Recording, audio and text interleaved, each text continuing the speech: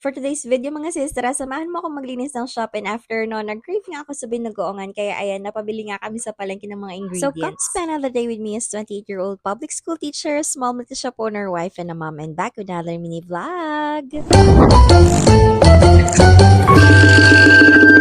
Para medyo makatotohanan nga yung intro natin mga mima, nakapag-video nga ako. Sa buong mag-araw mga mima, halos hindi ko na nga talaga magawa yung mga dapat kong gawin. So ayan, nagpunas-punas nga tayo ng mga canister dyan mga sis at saka nung mga nasa counter. Since all fresco nga tayo mga mima, aba hindi nga maiiwasan yung mga dumi, yung mga alikabok ganun. Syempre habang naglilinis ako dyan mga mi, aba nakikimarites nga tayo, charing. Actually mga sis, kahit nga daily vlog tayo, hindi ko naman sa inyo nasi-share yung araw-araw na ginagawa ko, daily, everyday, ganon. Tapos minsan late upload nga tayo. Sorry na agad, charing. Tapos baka magsawa na kayo, maboring na kayo kapag palagi ko ang binivideo yung mga ginagawa ko. Tapos yung palagi ang i-upload ko, 'di ba? At saka ang pinakadahilan mga mikabaw talaga ako. Makakalimutin ako na kinakailangan ko mag-take ng videos, ganon. Maaalala ko na lang, sana pala nag-video ako para may pang daily vlog tayo, ganon. O, 'di ba? Bilangin yung nakailang ganon na ako, charing. Minsan nga lowbat pa yung phone ko mga sister tapos may gagawin ako. O, 'di ba? Hindi na ako talaga nakapag-video nun. Pero sana I can share with you my daily routine araw-araw nga mga sis. Pero bago ang lahat, kinakailangan ko munang i-upload lahat ng videos dito mga mima kasi mapu-full storage ako, char. Since dumating nga si Ate Carmen mga mi, ayan, napastop nga tayo sa paglilinis para linisan nga rin yung kuko natin kasi parang December pa nga ata ang last na linis ko mga sister. After nun mga mi, nagpahinga nga lang kami and pagkagising nga namin, pumunta kami ng palengke kasi nag-crave nga ako ng binagoongan mga mi. Pero bago ang lahat mga mi, ayan, nag-video nga muna si Amira sa akin dyan. Diba? For the arty ang person, char. Ang dami na nga nalalaman ni Amira ng mga post mga sister. And ayun, samahan nyo kaming magluto mga mi ng binagoongan.